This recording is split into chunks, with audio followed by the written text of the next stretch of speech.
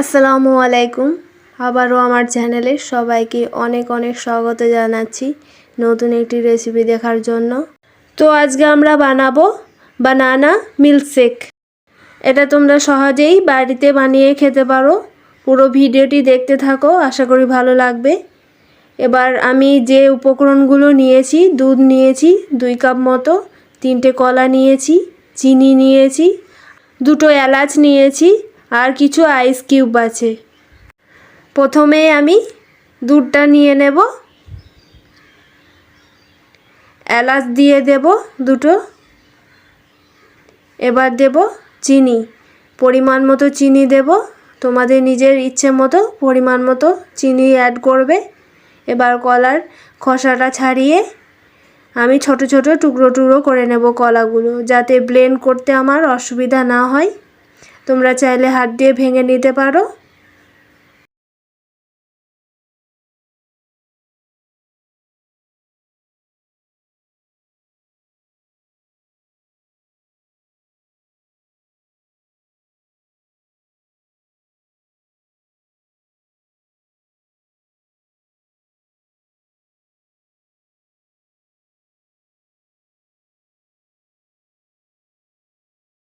এভাবে আমি 3টে কলাই ছোট ছোট টুকরো টুকরো করে নেব। এবার দুধের মধ্যে কলাটাও দিয়ে দেব, দিয়ে আমি মিক্সিতে ব্লেন্ড করে নেব। এবার 2টো গ্লাস নিয়ে নিয়েছি।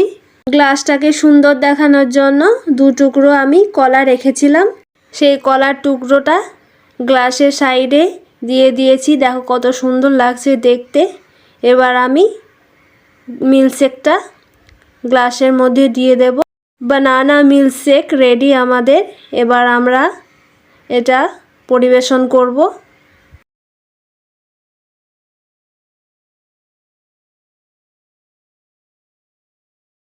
বানানা মিল্কশেকটা ঠান্ডা ঠান্ডা খাওয়ার জন্য 2টো আমি আইস কিউবও অ্যাড করে দিলাম। পুরো ভিডিওটি কেমন লাগলো সেটা অবশ্যই কমেন্টে জানিও। ভালো লাগলে ছেড়ে যাওয়ার আগে একটা লাইকও করে দিও। আমার চ্যানেলে নতুন হয়ে থাকলে চ্যানেলটা সাবস্ক্রাইব করে পাশের বেল আইকনটা ক্লিক করে রেখে দিও নতুন নতুন আপডেট পাওয়ার জন্য। আজকের মতো টাটা, দেখা হচ্ছে পরবর্তী ভিডিওতে নতুন একটি রেসিপি নিয়ে। সবাই খুব ভালো থেকো, টাটা।